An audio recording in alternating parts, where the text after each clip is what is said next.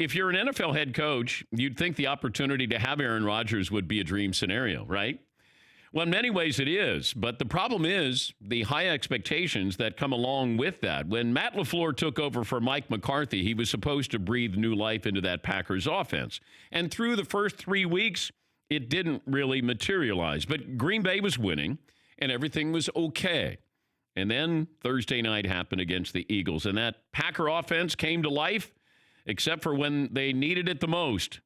In the biggest moment of the game, 4 plays, down at the 1-yard line. LaFleur's offense faltered, and those 4 straight pass plays, they all failed, and we all of a sudden start second-guessing here. The play calling was questionable, and some Packer fans might have even pined for Mike McCarthy again. You know, with Rodgers under center, you expect this offense to be great, and Matt LaFleur's not getting a lot of time to grow into this job. It's one game, but the pressure is already on one of the more interesting coach-quarterback combos in the league.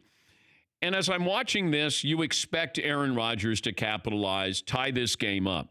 I thought maybe you run twice. That still allows you to throw twice if you need to. I'm not big at throwing, on the 1-yard line.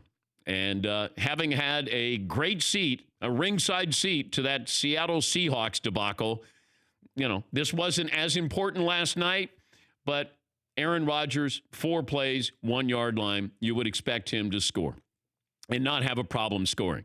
I will give the Eagles defense credit. That's a depleted secondary. I understand why you're going to throw 4 times because it's not a great secondary right now.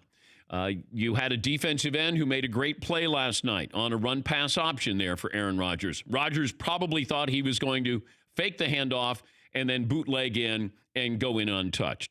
The Eagles made a couple of good plays there. The last play, could you have called pass interference?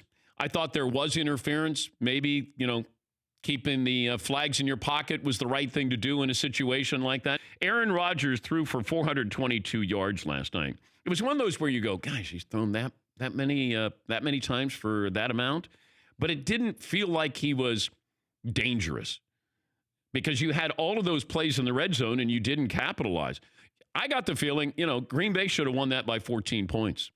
I thought the most important play of the game was Green Bay up 10-0, and you had the kickoff return by the Eagles, and then they went in and scored a touchdown. I thought that was huge because, you're staring at a 1-3 start right there for the Eagles.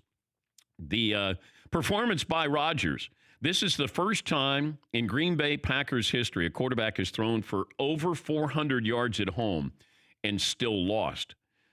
And Carson Wentz threw 3 touchdown passes. I don't know if what I'm watching with Carson Wentz, is this who Carson Wentz is now? Is this the new Carson Wentz? Because I don't know if... But what was wrong with him? I don't know. He only had 160 yards. Yeah, I don't know. I don't know if he's trying to be a different quarterback now. Last night, there was no reason for him to throw. There were running holes that were 10 feet wide. Yes, and that's an issue for the Green Bay Packers because that run defense got gouged a little bit last night. Yeah, and you know what? Then you keep Rodgers off the field when he comes on the field, then he's got to make some magic happen. But, the Eagles did a great job with that. For more Dan Patrick Show, tune into Audience Channel 239 on DirecTV. Stream for free on BR Live or download the Dan Patrick Show app.